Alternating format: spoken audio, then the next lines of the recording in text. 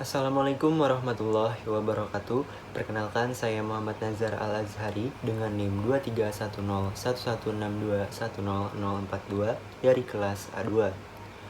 Pada video ini, saya akan menjelaskan kembali atau memaparkan kembali mengenai materi yang sudah disampaikan oleh kelompok 1, yakni mengenai penjelasan fonologi. Namun sebelum masuk ke pembahasannya, saya akan menampilkan peta konsep yang sudah saya buat terlebih dulu, sebagai berikut. Nah, langsung saja kita masuk ke pembahasannya mengenai pengertian fonologi. Berdasarkan asal katanya, fonologi berasal dari fon yang berarti bunyi dan logos yang berarti ilmu. Artinya, fonologi merupakan cabang ilmu linguistik yang di dalamnya mengkaji atau mempelajari bunyi-bunyi bahasa. Dengan demikian, fonologi berarti ilmu tentang bunyi. Bunyi yang dimaksud adalah bunyi bahasa yang membedakan arti dalam bahasa lisan maupun tulisan yang digunakan oleh manusia, yaitu bunyi yang dihasilkan oleh alat ucap manusia atau disebut dengan organ artikulatoris.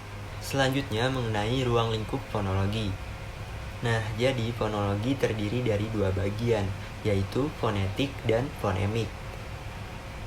Yang pertama, fonetik.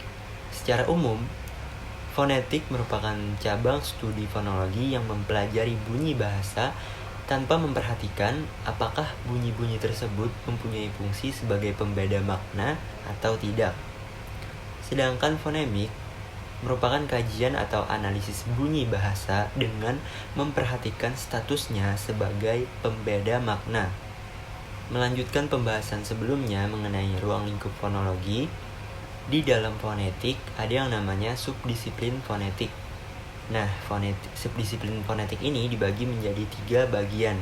Antara lain yang pertama yaitu fonetik artikulatoris. Fonetik artikulatoris atau fonetik organis atau fonetik fisiologi mempelajari bagaimana mekanisme alat-alat bicara manusia bekerja dalam menghasilkan bunyi bahasa serta bagaimana bunyi-bunyi itu diklasifikasikan. Lalu yang kedua, fonetik akustik.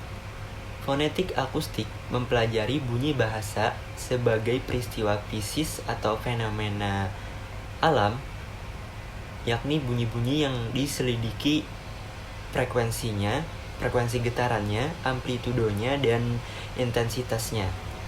Dan yang ketiga, fonetik auditoris. Seperti namanya, fonetik auditoris mempelajari bagaimana mekanisme penerimaan bunyi bahasa itu oleh telinga kita.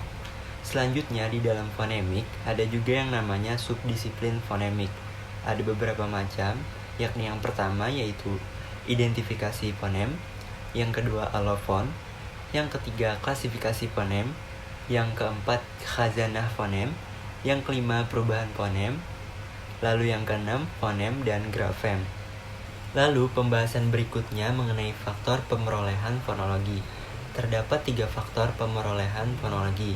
Yang pertama yaitu faktor biologis, yang kedua faktor lingkungan, dan yang ketiga faktor inteligensi. Yang pertama, faktor biologis dipengaruhi oleh kemampuan fisiologis seperti alat ucap dan pendengaran seseorang.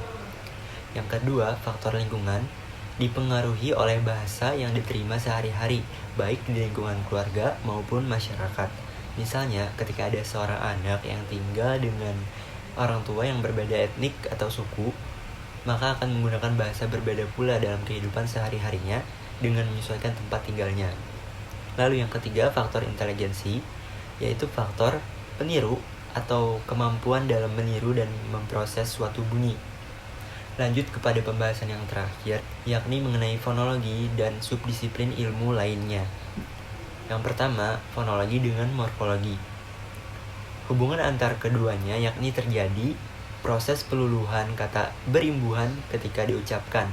Contohnya, kata menyapu berasal dari kata dasar sapu.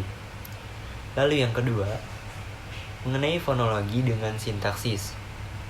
Hubungan antara fonologi dan sintaksis ada jeda yang merupakan unsur suprasegmental menjadi batas atau segmentasi frasa, klausa, dan kalimat dalam sintaksis. Lalu yang ketiga, hubungan antara fonologi dengan semantik, yaitu di dalamnya fonologi dan semantik terdapat adanya perbedaan makna ketika suatu kata diucapkan. Contohnya seperti buah apel dan kegiatan apel. Lalu yang keempat, mengenai fonologi dengan pragmatik. Di dalamnya kita dapat menelaah makna dari sebuah penuturan, seperti halnya dalam intonasi.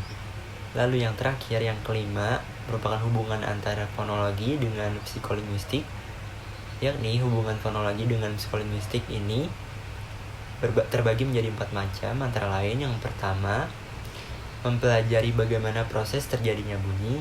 Yang kedua, mampu memahami konteks penggunaan bunyi. Yang ketiga, mampu membedakan makna bunyi. Dan terakhir yang keempat, mampu menyusun cara berbahasa. Nah, begitu saja penyampaian materi mengenai fonologi dari saya. Apabila ada kesalahan dalam pengucapan, mohon dimaafkan. Dan terima kasih bagi yang sudah menonton.